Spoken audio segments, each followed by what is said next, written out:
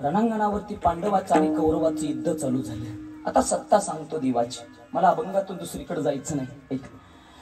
भगवंताची सत्ता पाहिजे आम्हाला मायबाप। रणांगणावरती पांडवाचं आणि कौरवाचं युद्ध चालू झालं। 5 पांडव एकीकडे, 100 कौरव एकीकडे। ऐका, पण जगाचा बाप मात्र पांडवाच्या दारात आहे, पाणी भरतोय। काय कमी असेल त्याच्याकडे? अख्खी सत्ता त्या बापाच्या हातात आहे, भगवान कृष्णाच्या। ऐका ऐका ऐका ऐका ऐका, रणांगणावरती युद्ध चालू। 5 पांडवांनी समोर उभा राहावं, 100 कौरवाने एका साईडला उभा राहावं। आणि 100 कौरवाचं युद्धाचं नेतृत्व करतात ते आमचे पितामह भीष्म। एक दिवशी संध्याकाळची वेळ आहे, दुर्योधन पितामह भीष्माच्या दालनात गेला। पितामह, 5 पांडव आपल्या समोर आहेत, 100 कौरव आपण एकत्र आहे। तुम्ही आमच्या युद्धाचं नियंत्रण करताय, आमच्या युद्धाचं सर्वस्व तुम्ही पाहता पितामह, पण आमची मात्र तुमच्याविषयी शंका आहे। लक्ष द्या, समान अर्जुन उभा राहिला की तुमच्या हातातलं धनुष्य गळून पडतं पितामह। याचा अर्थ असा आहे, तुम्ही फक्त शरीरानं आमच्या बाजूने आहे, पण मनानं मात्र पांडवांच्या बाजूने आहे। पितामह भीष्म होते मायबाप ते। पितामह भीष्माच्या युद्धावरती मायबाप शंका उपस्थित झाली। ते पितामह होते, गंगा पुत्र होते। ऐका ऐका ऐका, पितामह भीष्मानं उभा राहावं। दुर्योधना, पितामह भीष्माच्या धनुर्धनावरती, धनुष्यावरती जर शंका घेत असेल तर आज प्रतिज्ञा करतो, उद्या संध्याकाळी सूर्यास्त होण्यापूर्वी सगळी पृथ्वी पांडव करून टाकली। पितामह भीष्माने केलेली प्रतिज्ञा, उद्या संध्याकाळपर्यंत एकही पांडव या भूतलावरती दिसणार नाही।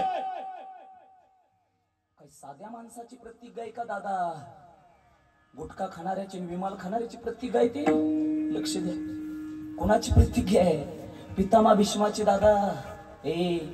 हा हा म्हणता सगळीकडे बातमी पसरली। पितामह भीष्माने प्रतिज्ञा केली। काय प्रतिज्ञा? उद्या संध्याकाळी सूर्यास्त होईपर्यंत एकही पांडव दिसणार नाही। मायबाप, भगवान श्रीकृष्णाच्या कानावरती ती वार्ता पसरलेली आहे आणि देव पांडवाच्या दालनात गेले। आता लक्ष द्या, पांडव मात्र निवांत झोपलेले। भगवंतानी पांडवाला उठवलं, अर्जुना झोपलास? कशासाठी झोपलास? अर्जुन म्हणतो, देवा अरे तू जागा आहे म्हणून मी झोपलो। लक्ष द्या, कुणाची सत्ता? अरे तू जागा आहे म्हणून मी झोपलो। द्रौपदी मातेच्या डोळ्यातनं पाणी वाहत भगवंताच्या चरणावरती नतमस्तक झाली द्रौपदी। देवा, पितामह भीष्माची प्रतिज्ञा म्हणजे काही साध्या माणसाची प्रतिज्ञा नाही।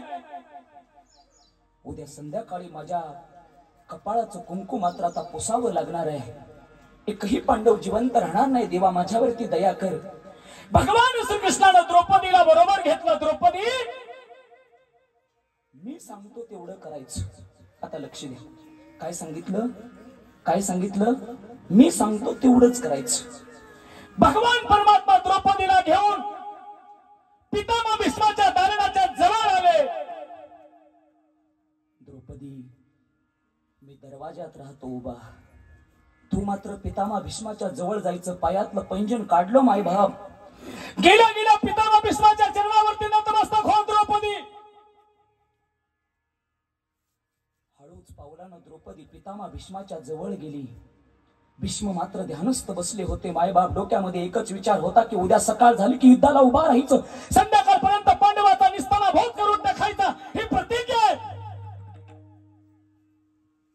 शांत बसणारे पितामह भीष्म, द्रौपदी मातेनं पितामह भीष्माच्या चरणावरती नतमस्तक व्हावं। हातातील कंगणाचा आवाज, बांगड्यांचा आवाज झाला, पितामह भीष्माच्या कानावरती पडला आणि पितामह भीष्माला वाटलं कुणीतरी एखादी सौभाग्यवती स्त्री माझ्या चरणावरती नतमस्तक होते आणि पितामह भीष्मानं आशीर्वाद दिला, सौभाग्यवती असा आशीर्वाद द्यायचा। ऐका, डोळे उघडले आणि डोळ्याच्या समोर द्रौपदी दिसली आणि पितामह भीष्म गालातल्या गालात हसू लागले। अरे जगाच्या मालकाची लीला, ज्या द्रौपदीचं कुंकू पुसायचं मीच ठरवलं, पण त्याच द्रौपदीला आशीर्वाद द्यायचं काम मी करतो। आणि द्रौपदी मातेला सांगितलं, माते तू एकटी आली नाही, तुझ्या पाठीमागे असणारा भगवान श्रीकृष्ण कुठे आहे? भगवान त्याच्या समान उभा राहिला पितामह भीष्म. देवा अरे काय लीला रे तुझी? अरे ज्याला मारायचं म्हणतोय त्याच्याच पत्नीला सौभाग्यवती हो म्हणतोय. ए पांडवांना मारायला लावणारा पण तोच आणि पांडवांना सोडवणारा बी तोच. आणि म्हणून आज जगद्गुरु तुकोबा सांगतात ती त्याची सत्ता आहे